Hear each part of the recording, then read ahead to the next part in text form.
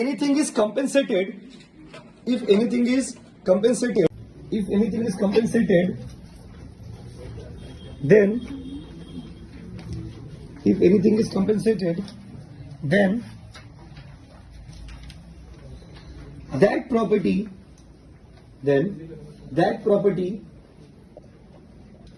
after the payment, that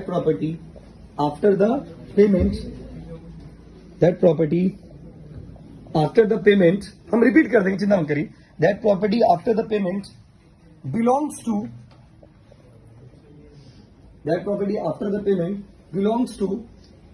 insurance company,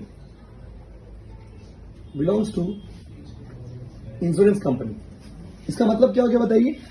कि अगर कोई चीज का पैसा आपको मिल जाता है तो पैसा मिलने के बाद वो आपका जो प्रॉपर्टी है उस पर आपका राइट नहीं रहेगा, वो प्रॉपर्टी अब किसका हो जाएगा बोलो, इंश्योरेंस कंपनी का। तो मतलब if you are being paid, अगर आपको कोई चीज का पैसा मिल जाता है, अगर आपको इंश्योरेंस का पैसा मिल गया है, वो प्रॉपर्टी किसका हो जाएगा बताइए, इंश्योरेंस कंपनी का। तो इसमें जो लिखे ना वो एक बार आपको हम रिपीट कर देता है, फिर से देख लीजिए,